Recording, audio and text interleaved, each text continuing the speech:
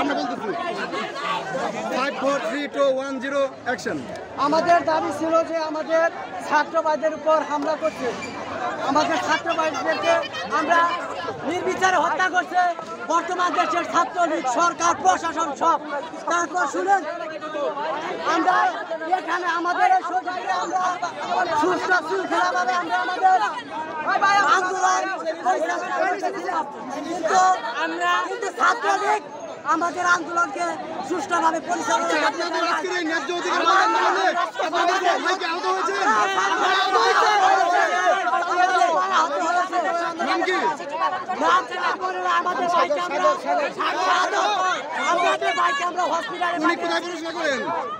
কোথায় পড়াশোনা করেন?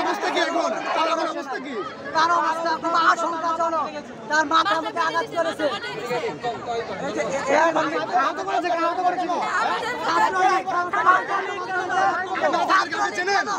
প্রশাসন থাকতে ছাত্রলীগ কেন আমার ভাইয়ের উপর হাত তুললো? প্রশাসন কেন, পুলিশ থাকতে আমার ভাইয়ের কেন ছাত্রলীগ হাত তুলবে? আমাদের জবাব চাই। পুলিশ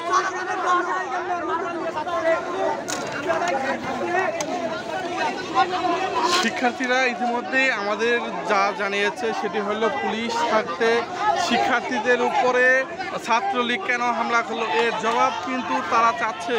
ইতিমধ্যে আপনারা দেখতে পেয়েছেন যে শিক্ষার্থী যারা ছিলেন তাদের উপরে কিন্তু ছাত্রলীগের নেতাকর্মী যারা ছিলেন তারা কিন্তু তাদের উপরে আক্রমণ করেছে। ইতিমধ্যেই শোকপুর মুক্তারপাড়া থেকে উপজেলা পরিষদ গেট পর্যন্ত কিন্তু তারা অবস্থান করেছিলেন। তারপরে কিন্তু ছাত্রলীগের নেতাকর্মী যারা ছিলেন তাদের সাধারণ যারা শিক্ষার্থী আছেন তাদের উপরে কিন্তু একটি হামলা চালাচ্ছে। ইতিমধ্যে একজন আহত হয়েছে বলে আমরা একটি তথ্য ইতিমধ্যে পেয়েছি।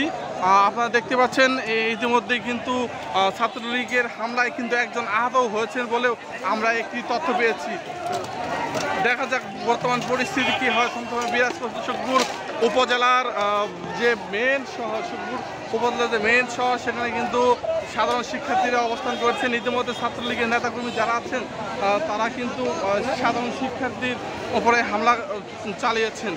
ইতিমধ্যে আমরা দেখতে পাচ্ছেন পুলিশ, শিক্ষার্থী এবং যারা ছাত্রলীগের নেতাকর্মী যারা আছেন তারাও কিন্তু ওখানে অবস্থান করছেন বলেও আমরা জানতে পেরেছি। ইতিমধ্যে এক শিক্ষার্থী আহত হয়েছেন। ইতিমধ্যে যারা সাধারণ শিক্ষার্থী আছে তারাও কিন্তু আমাদেরকে জানিয়েছে এবং তারা পুলিশের ভূমিকা নিয়ে ইতিমধ্যে প্রশ্ন তুলেছেন। আমরা সরাসরি যাচ্ছি এখানে।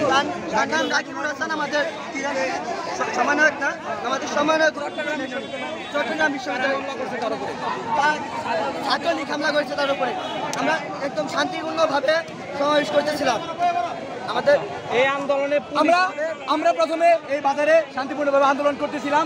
আমাদের আন্দোলনটি এখান থেকে ছত্রভঙ্গ করে দেওয়া হয়। তারপর আমরা ওইখানে অবস্থান করি। ওইখান থেকে অবস্থান করার পর আমরা যখন বাজার থেকে ফিরে আসছিলাম তখন ওইখানে ছাত্রলীগ এবং ছাত্রলীগ পুলিশ থাকা অবস্থায় ওখানে আমাদের ছাত্রের উপর গায়ে হাত তুলে তার মাথা ফাটিয়ে দেওয়া হয় এবং যে হাসপাতালে 3 জন ছাত্র আহত হয়। 3 জন ছাত্র গুরুতরভাবে আহত হয়, একজনের মাথা ফাটছে আর অনেকজনকে এলোপাথারিভাবে লাঠি সোঁটা দিয়ে আঘাত করা হয়েছে।